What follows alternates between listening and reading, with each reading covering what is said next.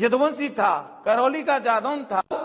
दरअसल ये सूरसेन प्रदेश बोला जाता था। एक्चुअली यदुवंश में इतने माइग्रेशन हुए हैं कि हर व्यक्ति यदुवंश के इतिहास पर इतना वो नहीं कर सकता। इसमें भगवान कृष्ण के टाइम से ही माइग्रेशन शुरू हुए। भगवान कृष्ण के टाइम में ही जो है माइग्रेशन, पहला माइग्रेशन मथुरा से हुआ, मथुरा से द्वारका गए, द्वारका में जब पूरा विध्वंस हुआ है तो सबसे पहले, जब तक ये शब्द ही नहीं था जादौन और ये कोई शब्द ही नहीं था, शब्द था यादव, यदुवंशी, सूरसेनी, 3 शब्द थे।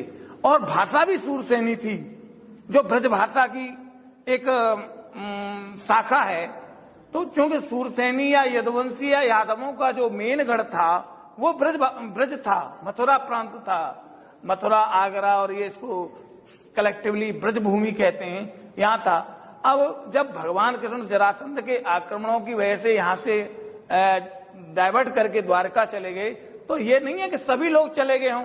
कुछ लोगों ने उनका विरोध भी किया, वो नहीं गए, अधिकांश चले गए। लेकिन कुछ लोग वहां से जरासंध के मतलब भय की वजह से, डर की वजह से फिर इधर उधर माइग्रेट हुए। लेकिन फिर जब पूरा यदुवंश समाप्त नहीं हुआ, लोग कहते हैं कि यदुवंशी सब मर गए, तो कहां से आए? अरे भाई, यदुवंशियों की आप श्रीमद् भागवत पढ़िए, हरवंश पुराण पढ़िए। भगवान कृष्ण के 1,80,000 बेटे थे और यदुवंशियों की संख्या तो अरबों खरबों में थी। उन्हें पढ़ाने वाले ही जो आचार्य थे उनकी संख्या करोड़ों में थी। तो यदुवंशियों की संख्या की कैलकुलेशन कौन कर सकता है? ये तो असंभव है। श्रीमद् भागवत में स्पष्ट लिखा है। तो अब इतने लोग एक जगह तो रहेंगे नहीं। तो कहने का मतलब है, जैसे जैसे डायवर्जन हुए, जैसे जैसे जो है विस्थापन हुए, लोग अपनी जगह बदलते गए। अब शुरुआती जो द्वारका के बाद जब यदुवंश में काफी मारकाट हुई है आपस में ही, तो वो सब बाद में पंजाब में आके बसे। पहले पंजाब को पंचनंद कहते थे। तो ये हो सकता है उस टाइम में, ये तत्कालीन उस टाइम में जो जम्मू से लेकर हिमाचल और ये पूरा पंजाब ही पंचदेश कहलाता होगा। तो यहाँ बस गए।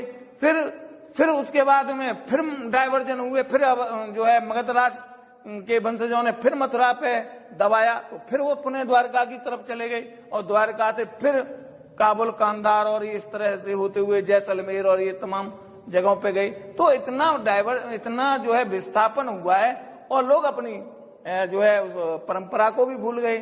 अब इतने सब कुछ होते हुए भी लोगों ने फिर क्या है, जिसका जो राजा या जिसका जो शासक हुआ उसने टाइटल बदल लिए। जैसे यहाँ का सैनी हो गया, पंजाब से आगे चले जाओ भाटी हो गए, इधर करौली साइड में चले जाओ कोई जादौन लिखने लग गया, उधर महोबा की साइड चले जाओ वनाफर हो गए, उधर गुजरात में और चले जाओ आगे तो ये जडेजा, चूड़ासमा, सरवैया हो गए, जादव हो गए। तो मतलब अलग अलग टाइटल इनके बदलते गए। और हम लोग एक दूसरे से, जो आज जो सोशल मीडिया है, इस सोशल मीडिया ने तो हमको आपको जोड़ा, लेकिन उस समय कोई सोशल मीडिया थोड़ी होगा। तो सबकी अपनी अपनी संस्कृति और अपनी अपनी परंपराएं अलग अलग हो गई। आज जादौनों में भी इतनी ब्रांचेज हैं कि एक दूसरे को जानते ही नहीं है कि भाई अब तो चलो सोशल मीडिया पे हमने लिखा, फिर आज लड़के लिखना शुरू हो गए, तो उन ब्रांचों को हमने डिफाइन किया, नहीं जानते ही नहीं थे लोग।